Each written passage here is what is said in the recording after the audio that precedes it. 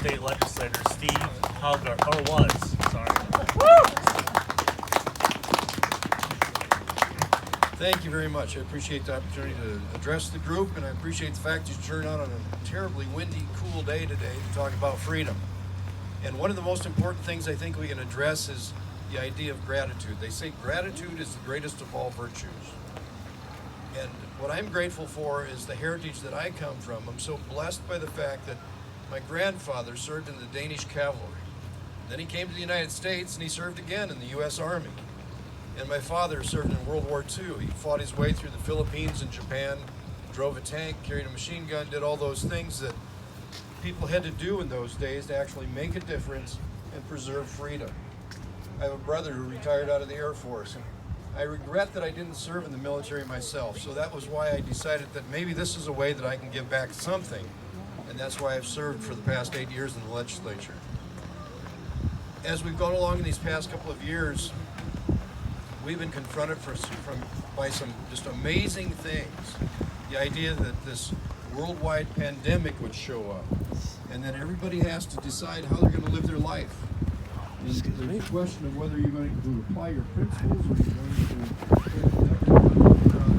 some solution that makes satisfy everybody. The idea that we're faced with something like this, nobody knew the ultimate outcome was going to be.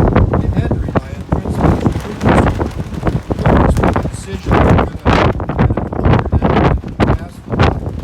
Instead, you had to apply the principles of what is the right thing to do to remain free. And that's what we need to really focus on in our country. And I think part of that, as was presented with the opening prayer, part of that is recognizing that freedom is a gift from God. And we need to accentuate that in all that we do. We need to recognize that in all the principles that we apply, whether it's through corrections or education, healthcare, social services, all those issues. We need to be focused on our principles of freedom, liberty, and the fact that it's a gift from God. So we're thankful for that. I think it's always inspiring to hear a couple of stories, and the ones I can recount. Just the day before yesterday, I was in Sioux Falls at a gathering, and General Jerry Boykin was there, and he was the commander of the Delta forces during the Mogadishu. He also was part of the Delta forces during the Iran hostage taking and a couple of other pretty significant events. And he was telling about when Black Hawk Down took place there in Mogadishu. He was the commander, and they brought back the fallen soldiers. I believe there was 18 altogether. And he said when he went over to that 5-ton truck and opened the back of the tailgate, because he could see the bodies lying there, he opened the tailgate and out came the blood like water. And he was just crushed, because these were men that had fallen under his command.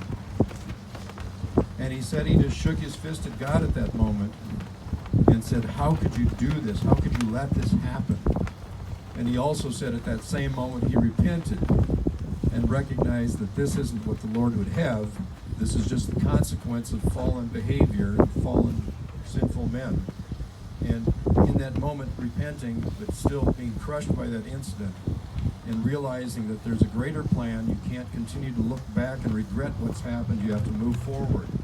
And that's what we need to be doing today. We need to move forward.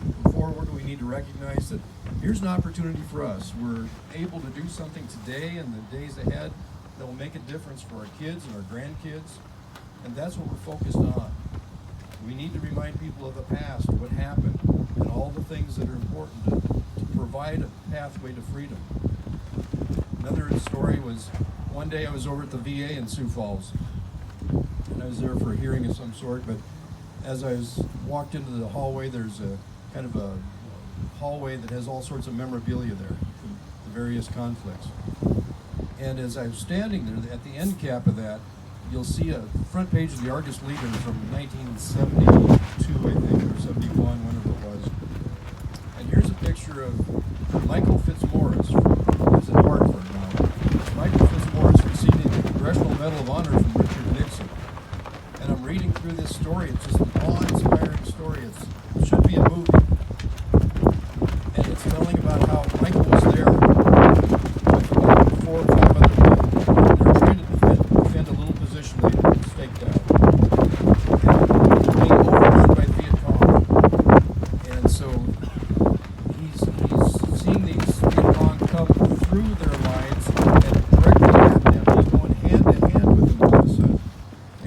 disarms one of them, kills a Viet Cong.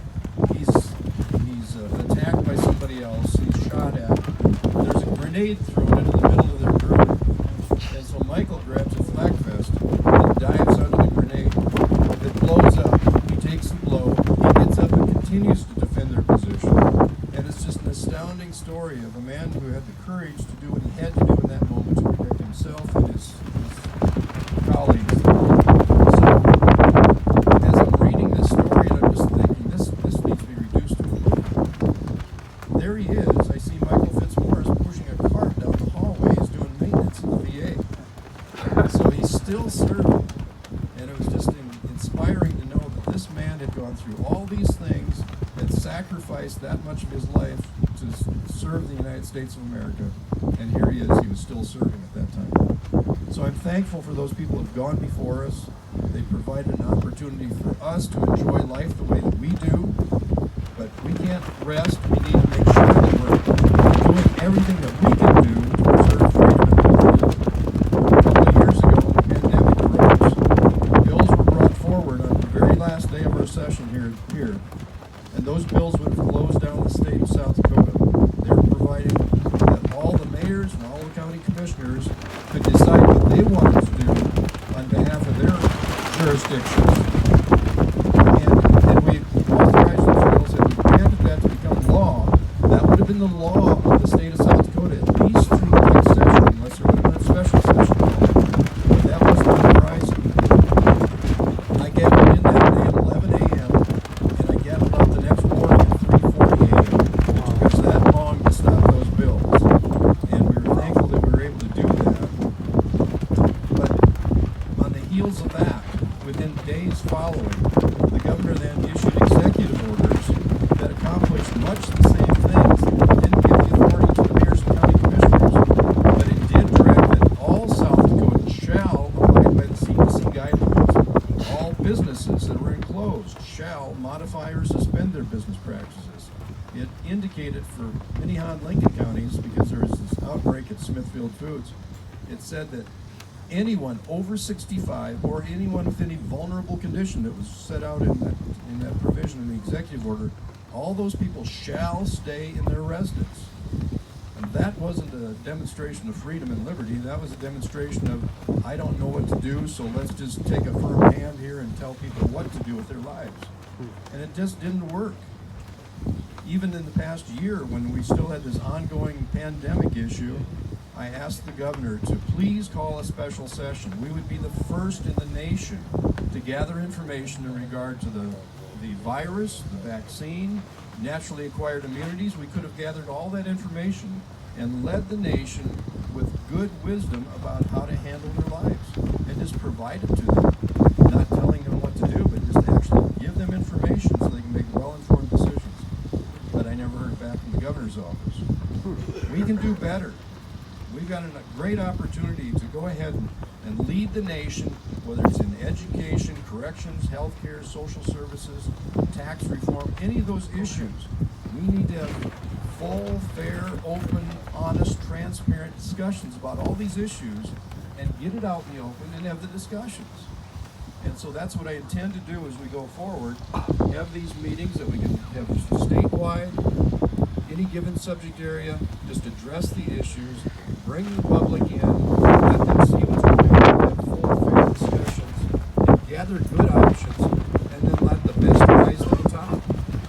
So that's what we should be doing as a state. If we do that, we can lead the nation in demonstrating how you can do education best, how you can do social services best, draw the churches back into the equation, draw the community organizations back into the equation. They have good solutions, much better than what government can do oftentimes. We have great people in South Dakota that work for the state. We just need to unleash them and let them do the best they can with their lives. Let them work themselves out of a job if possible. So we're thankful for all the people that showed up today. We're thankful for the opportunity that we have to exercise our freedom, our liberties. And what a blessing. You look at the news these days, you know what goes on in other countries, the way cartels run Mexico, the way poverty just fades, the way that the Cubans have finally exercised some degree of freedom, but not quite there. And you see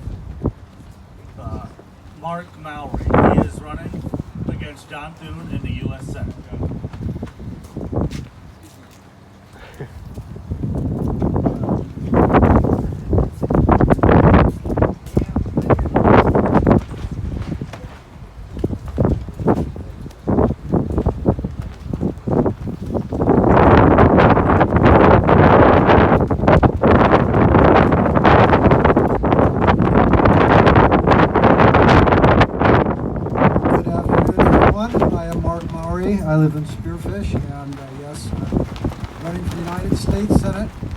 The primary election is June 7th. It seems only fitting that we are gathered here in the driving wind while the big wheels of government churn inside that huge granite building over there.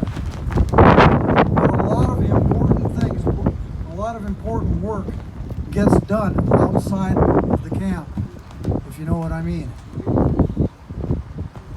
Many of our heroes were outsiders, representing what the insiders didn't want to hear. We bear some reproach for taking the stance that we take, but eventually our message penetrates those stone fortresses. That is our legacy. I'm here to stand in solidarity with all those who courageously refuse to comply with mandates that they don't want, that they don't think they need, and they don't believe will stop the spread. To expect us to comply with spurious mandates, especially when the truth is being withheld from us, that's tyranny. That is where we draw the line. That is where we face down the enemy of precious freedoms won for us by those who suffered pain and loss before us. We are being mandated, or forced, or coerced, and legally, supposedly, to blindly follow that which is too secretive and too suspicious for us to trust. We're given explanations that are vague, nonsensical, or untrue. And when it is out, they respond with insults, threats, and intimidation. I'll give you an example.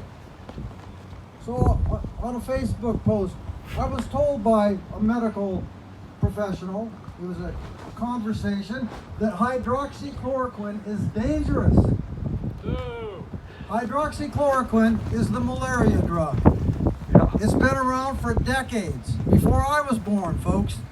It's been taken by millions and millions of people, and yet here's a health professional saying hydroxychloroquine is dangerous.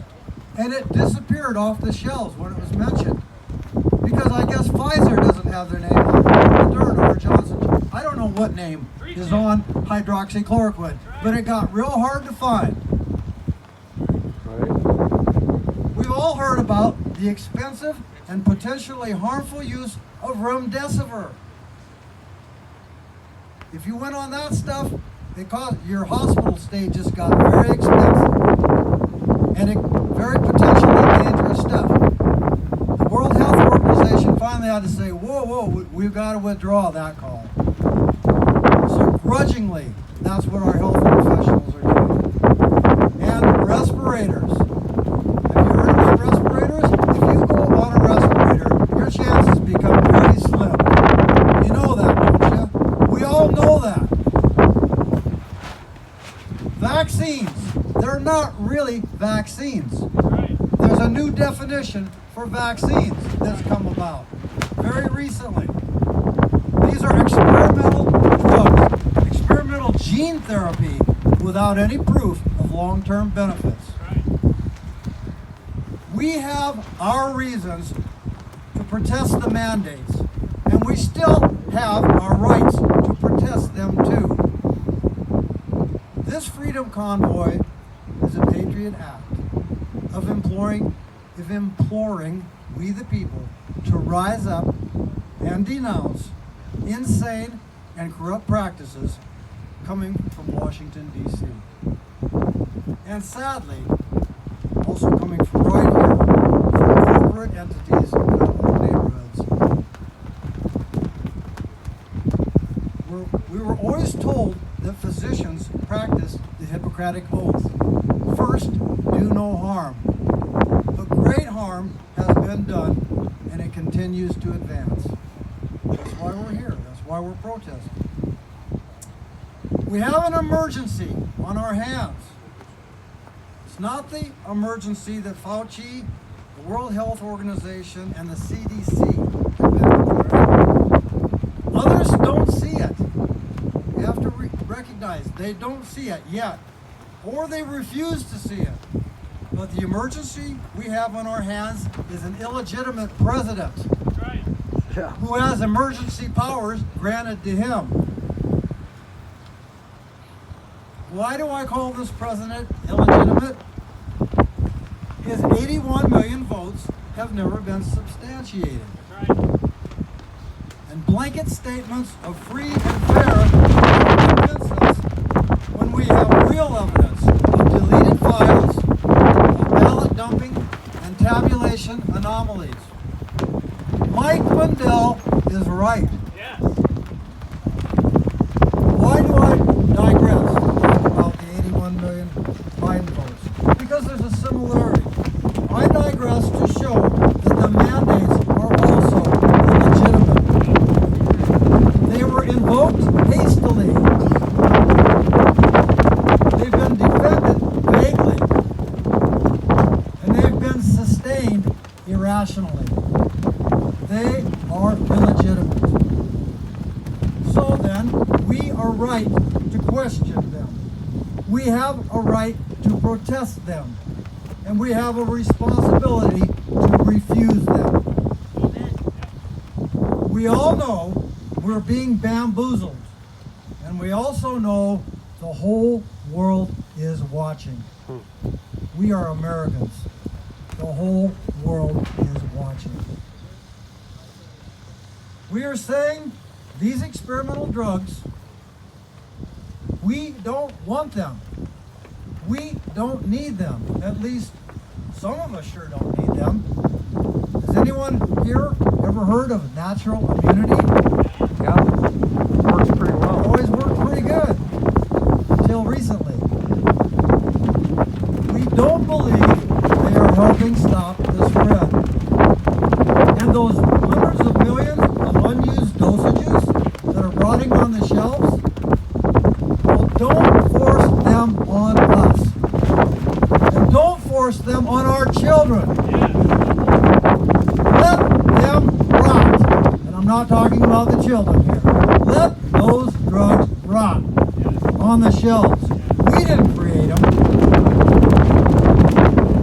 We must fight back against the tyranny. The whole world is watching. The only way we can preserve our hard-won, stubbornly held freedoms is to refuse to comply. So, let's go, Pfizer. Let's go, Moderna. Let's go, J&J. This is where you're supposed to be all jumping up and down. Let's go, Fauci, CDC, and World Health Organization. Now, on another note, it breaks my heart when I hear of another man, woman, or child that finally caves in to the threat of job termination or expulsion, taking an injection. An injection that they didn't want. An injection that they didn't feel they needed. And an injection that they didn't believe actually helped stop the spread. But I'm not here to judge, and I don't think you probably are either, or to lay a guilt trip on you. I want to encourage everyone to remain in this battle, even if you failed before. This is a worthy cause. Therefore, it's not a lost cause. It's worth it. The lies and the accusations and the distortions are against us, but the evidence is on our side. The truth will prevail in time. It will come too late to spare pain and loss and grief to many of us. We better expect that. We'll have to bear that burden. We haven't come this far only to allow the squandering of those hard-won, stubbornly held freedoms that have been bestowed upon us. We're not experiencing something new here. It's only new to many of us. By holding the line against tyranny, we emerge greater, That is our legacy as Americans. I believe in a country that is strong and good. A country that is confident and just. A country that is big-hearted. That's the country I want to belong to, and I believe it's worth it, even if it exacts great price. We've allowed the erosion of the higher ideas of our republic, but we can get it back. I believe we've been born for such a time as this. Others may not see it now, but I think we will be called repairers of the breach. Because we stand firm, now we repair insanity back to sound reasoning. We repair the unnatural back to a harmony with nature. Matthew mentioned natural law earlier. Yes, there are so many things we're doing that we're entertaining in our minds. This is unnatural. The curse. I'll get back. We stand firm and we repair the curse of man's wrath back to respect for God, for our nature, and for our fellow men. Now is our time.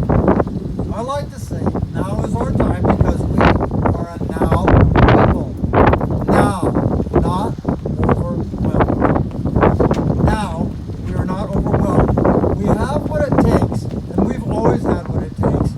Faith, family, and freedom secured under a brilliant constitutional framework forged under the authority and inspiration of Almighty God. Do not comply, patriots. The whole world is watching. Thank you. Thank you. Now I've got a bit of a postscript here. I didn't come here to campaign today. I came, as I said, to stand in solidarity with all of those who are refusing to comply with things that we know better than to comply with this. We're being reasonable.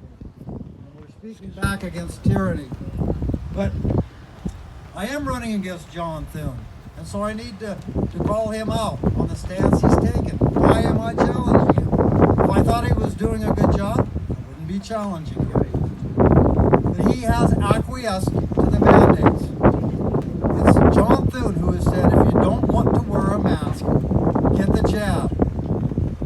Now, not too long ago, he came out of his hibernation to help to pronounce rescinding the masking requirements on Head Start toddlers. And that's about all he's done. Last thing I'll say about John Thune is, he's a Mowry whip, and he puts his pantyhose on one leg at a time, just like every other metrosexual in Washington, D.C.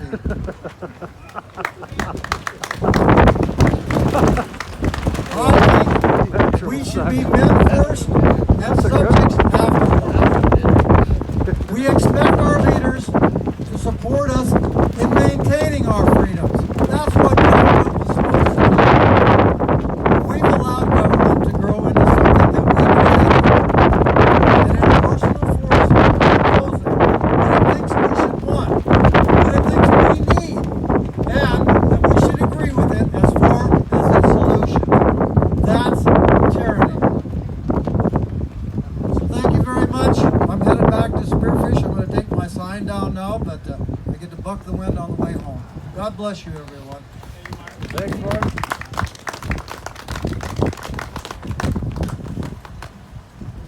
Up next is another senator or another candidate running for U.S. Senate, primary John Thune, Bruce Whalen.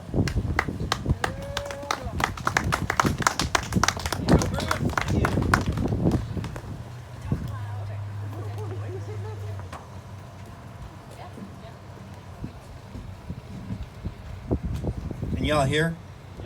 Yeah. You know there's going to be a third place person in this race for U.S. Senate. I don't know if it's going to be Mark Mowry or John Thune. But that's the race between those two. We know that we have a spoiler in the race, and the thing, what we can do to correct that is just to vote for Bruce Whalen. We can eliminate the spoilers and get that out of the way, and we know who's going to win here. You know, race is about attitude and convictions. The attitude and conviction of the pastors, the patriots, and the tribes during the Revolutionary War was about freedom. They wanted their freedom, and it was stated in the Declaration of Independence as inalienable rights by our Creator. And so they went to war against the mightiest might, the crown, the tyrant, and they went to war against their own kinsmen, their own brothers and sisters, and they won. And they won doing this without being a federal government. The federal government didn't come until later, about 13 years later. But the attitude and convictions of those pastors, patriots, and tribes, they'd come out of the church, they'd come out of the pulpits, they'd go into the battlefield, and they'd spill their blood and treasure. They knew what it was all about. They knew that they had to fight against tyranny to get freedom. But in the Declaration of Independence, it also alludes to a constitutional republic. It's a government led by the people. So they also had in the attitude that their Creator had given them freedom and convictions that they needed to preserve that freedom through a constitutional republic. 13 years later, they ratified it. And they asked Benjamin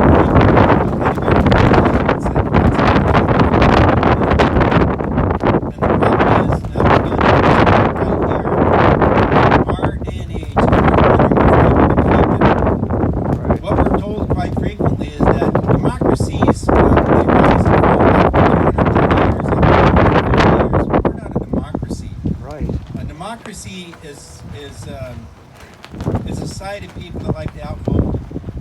If you had some land over here and less people came over here and they said, hey, we want that land, let's have a majority vote and we'll come over and get it. That's not how it's supposed to work. That's why we're seeing these struggles that we're seeing right here in the United States right now. In the Republic, it's a government led by the people.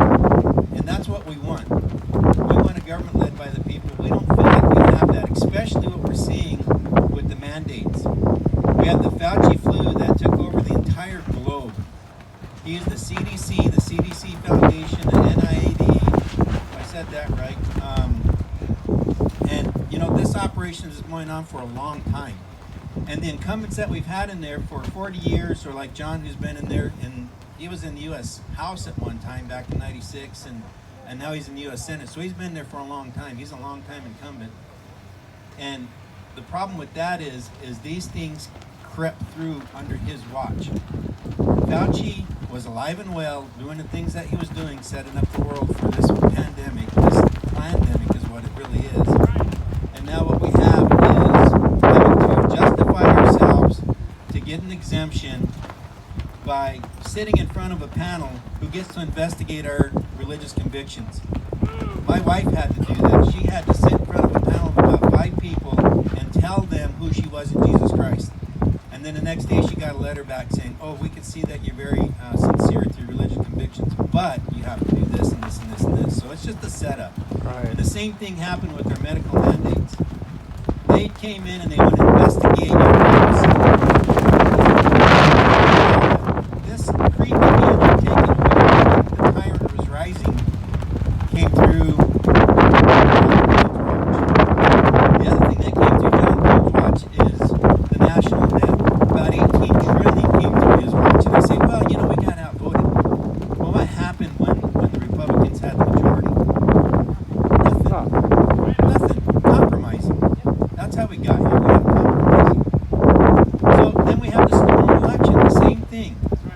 Right? On January 6th, we had some people being invited into the Capitol by the security police, and they were opening it up, and President Trump says, hey, let's just take a walk down there and, you know, let them see that we're out here, and, you know, we expect that the Congress does the right thing, and it turned into chaos.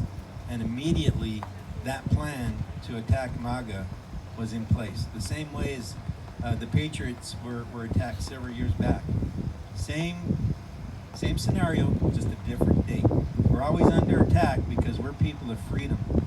Now the difference between me and John is that I'm looking at the Declaration of Independence and I'm saying, hey, we have inalienable rights. Our God gave these rights. And we need to keep our eye focused on that document. 13 years later, the Constitutional Republic was ratified, and we had pastors, we had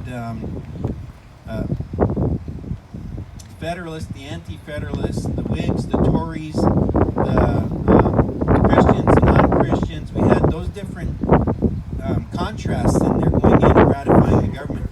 And what we wound up doing is, instead of having a government for the people, we have a government for the political parties now. And those political parties, they sit there and set up protected classes, and they say, hey, you know what, if we give you this little bit of money, then we get your vote back, and we give you this little bit of money, we get your vote back. It's called the Uni Party now. Republicans and Democrats, we have a hard time distinguishing between the two. They're both selling us out because they took their eyes off of the Freedom Document, Declaration of Independence, and now they're into governing. And they don't have the same ideas on what governing is. Governing should be about our freedom. We shouldn't have to stand in front of any panel to justify ourselves for an exemption from a shot. You realize that the pandemic had a 98.7% survival rate, and if all we had to do was to get ivermectin, hydroxychloroquine, G-serotonin, and therapy, we probably could have had a 99.9% survival rate. All we needed was that pre-treatment therapy. People aren't dying of COVID. What they're dying is of medical malpractice. Right. And we need to understand that. And that came through this political class. They're setting up their protected class. John Thune is actually on the flyer where the flyer says, hey, you know what? John Thune's saying everything's going to continue to be the same way. We don't want that. We don't want that medical mandate entering into our lives here. And the other thing that I've noticed is that Facebook, okay, everybody remembers Facebook, fact checkers and all that other stuff. John Thune got a $33,000 contribution from Facebook. Nice. And isn't there a coincidence that the founder of Facebook, the Zuckerbugs, came in $412 million, or $1 million, I think it was. I heard 460 million at the beginning. But that infused into our elections. Now the correlation there is how is that Facebook is giving to John, and then at the same time, Facebook is also getting involved with our elections, and they're also condemning anything that we say, because we're standing up saying, hey, we think there's something wrong here.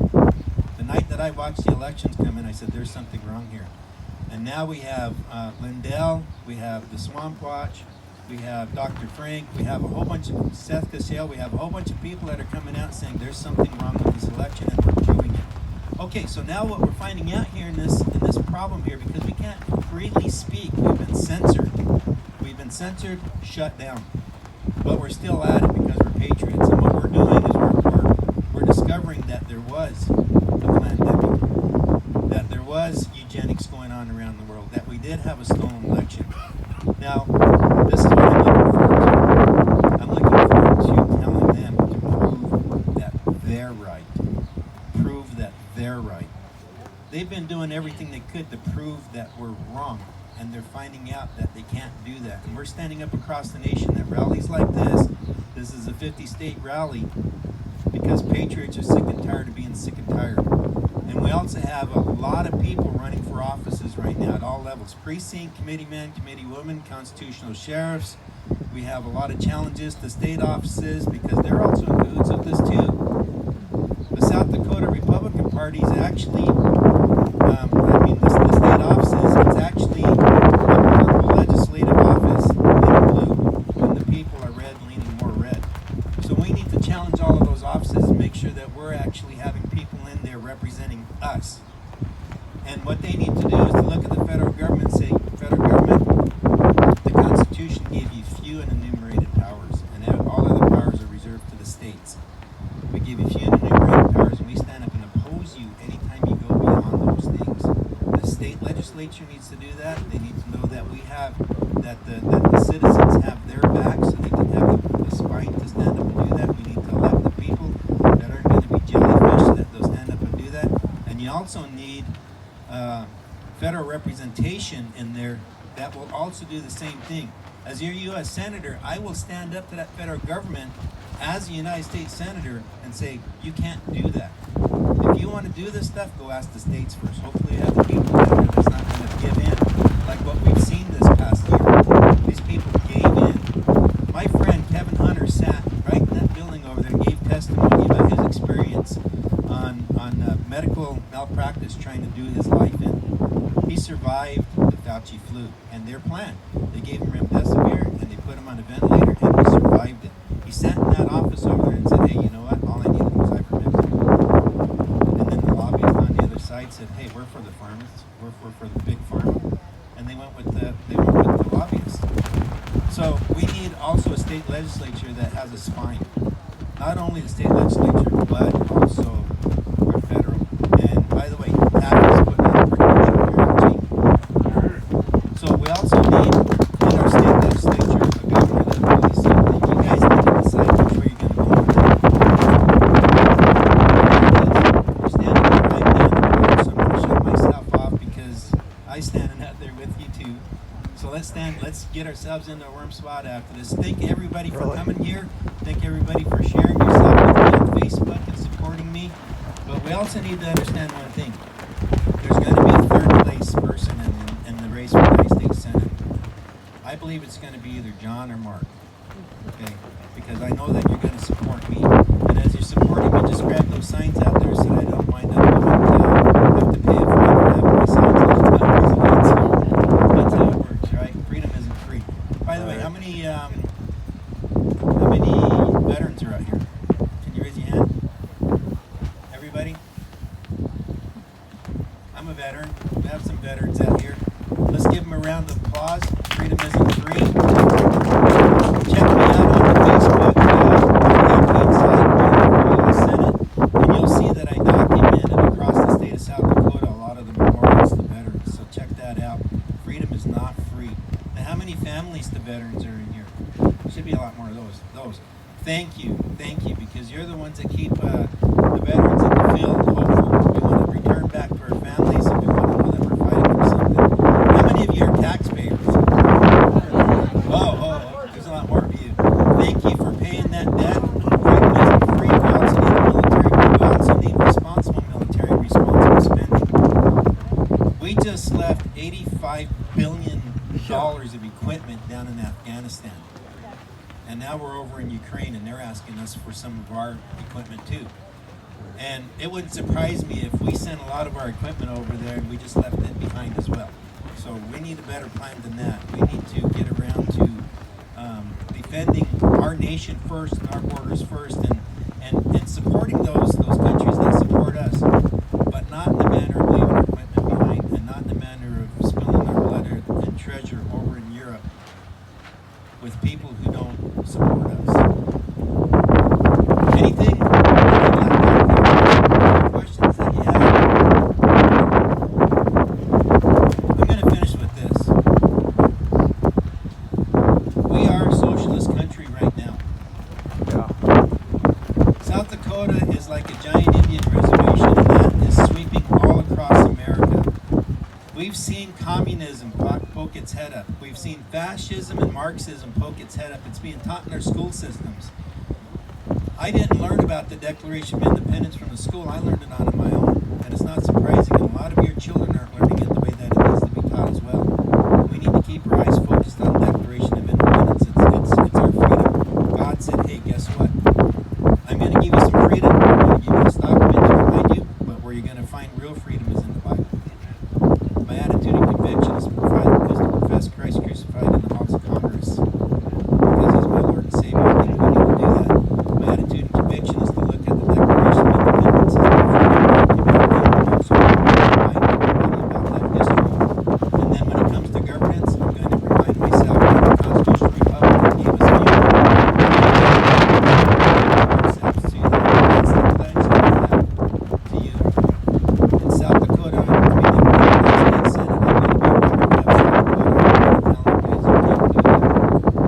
and we already see the effects of it because we have a lot of that federal money coming into South Dakota. It's really regulated us and it slows our ability to be a productive people out. We need to reverse that, get our productivity out. I think that there would be more money coming around. The Treasury will like that because they'll get their taxes, but we have more of that money in our pocket and we can help out our local communities. So with that, it's really cold. Appreciate you coming. My name's Bruce Whalen for U.S. Senate. Find me on Getter, Bruce Whalen for U.S. Senate. My website is whalenforusssenate.com, and I'm also join us, join the freedom movement. We thank you for being here.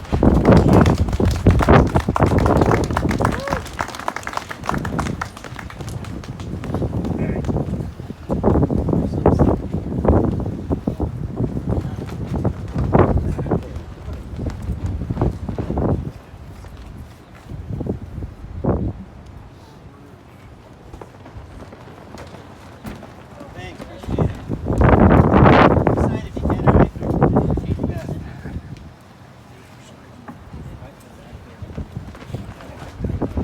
Well, lost that. I would like to next welcome Bree. Bree is with the Dakota Leader. She is one of our very special